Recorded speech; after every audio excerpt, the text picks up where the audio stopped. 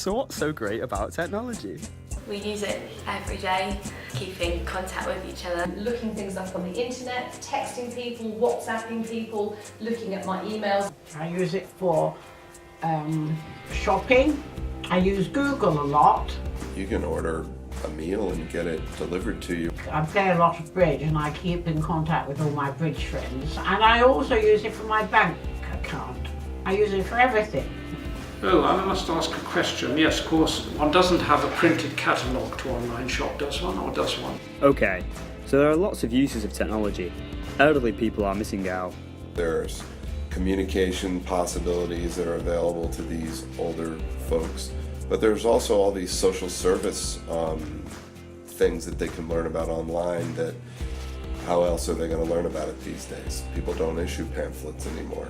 Seeing everyone else using it, I'd want to know what was going on, what they were doing, and would probably feel that I'm missing out. I don't talk to my grandparents using technology. Levels of technological literacy are clearly a problem amongst the elderly. However, when devising a solution for this, we realised we could help address a deeper problem.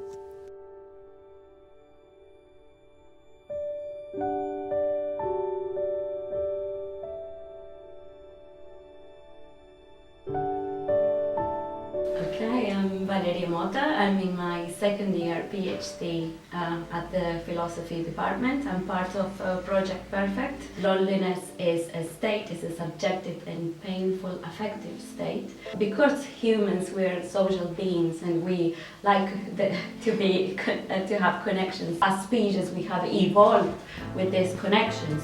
We need them in order to just grow up and live in a society. Literature on social isolation has characterized all people by this decrease in social participation. And why does that happen? People withdraw from the working force, they lose friends, they have a decrease in their caring responsibilities, also have health problems, mental or physical health problems and disabilities. Loneliness impacts on almost every aspect of our social beings. People don't just feel isolated or disconnected or like they don't belong. There are also factors that can impact on our own health. Social isolation is quite damaging because we know from studies it's probably just as harmful in later life as something like heavy drinking or smoking, based on if you don't have this interaction with other people. Having discovered the problems of loneliness and poor technological literacy amongst the elderly, we started to plan a solution. We contacted people who have run similar programs to that we hoped to create.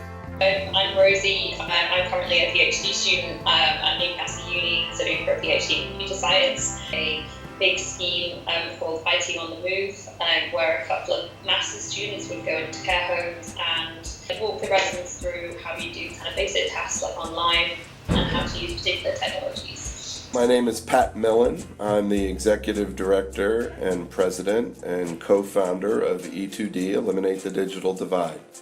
We work with low-income families to help them get access to technology in their home. We work with students who just can't do their work because they don't have computers at home. We asked them for any information and advice that they had, referring to their programs. Being a computer science department, we had lots of spare pieces of technology anyway. They would be provided by the university. We have a company here called Lowe's. It's a DIY, what you guys would call it, store. They donated 2,300 computers to us last year. The dynamics between me as a young person and them as a much more experienced person when it comes to banking is that you didn't want to patronise them by basically explaining stuff which they probably already knew. Every computer that we get to a CMS student's family has an impact on 3.2 people in the household. Bearing in mind their advice, we devised our solution. Our campaign plan is to teach basic online skills to the elderly so that they feel that they can also be a part of today's technological society. The skills will be taught by young volunteers to bring together two generations that otherwise may not interact and have a lot to learn from each other. Regular sessions will be held at care homes. Tablets and laptops will be provided as they are larger than smartphones and easier for the elderly to interact with. These will be provided by either donation or through the university, as the computer science department has many that are not always in use. We envisage running regular weekly sessions in order to create a routine where both the young volunteers and the elderly look forward to participating in each session.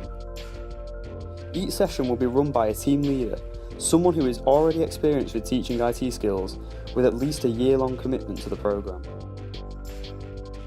The youths taking part will mainly be volunteers drawn from the main student population who commit on a term-to-term basis. The main attractions to the programme for them will be the wealth of life experience the elderly can provide, a chance to improve conversational skills, and also as a contribution to the Personal Skills Award. The basic skills that the elderly will be taught include how to use the internet safely, tools for long-distance communication such as Skype and email, setting up accounts for social networks, and how to use online media such as YouTube and online newspapers. Before starting the programme, we will interview both the elderly and the staff at the participating care home to get a feel for which of these topics they would find most interesting. Each session will be centred broadly around one of these skills, but the specifics of how they will be taught will be tailored according to the individual needs of the elderly and delivered one-to-one by the student facilitators. This would allow the elderly to progress comfortably at their own pace, whilst developing a deeper personal bond with each youth, whom they would remain paired with for the entirety of the programme.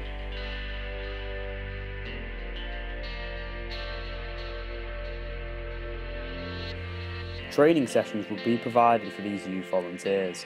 Although the skills that the elderly are learning are basic, volunteers need to be trained in how to impart these skills in an effective and coherent way.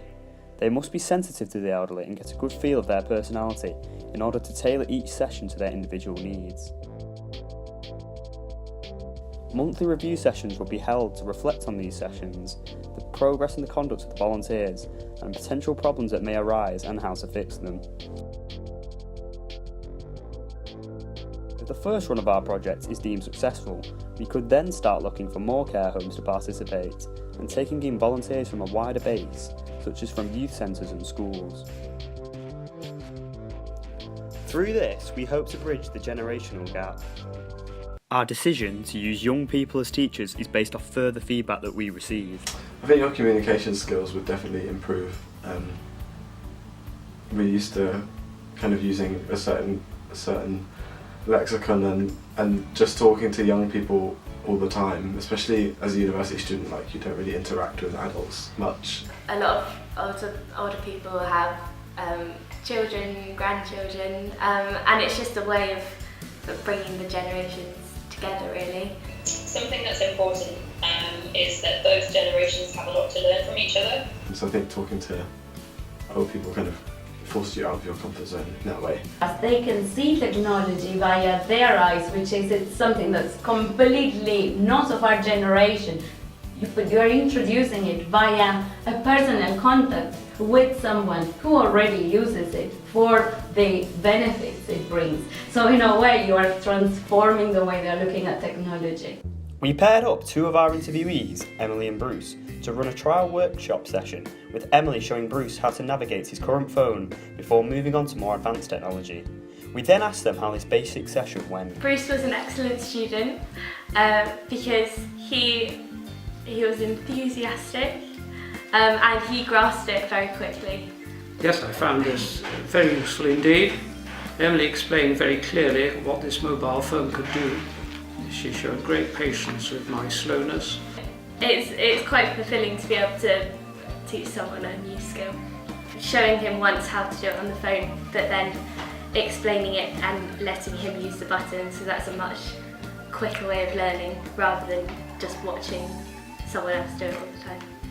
I now am much more aware of the potentials of my little mobile phone. For our generation especially, we just know how to use it, and it's quite a different skill, I think, trying to explain how to use a mobile phone with this technology. Yeah, so I consider us friends. Friendly? We're friends, yeah. My new friend. We're new friends. I learned that I should remember my hearing aid.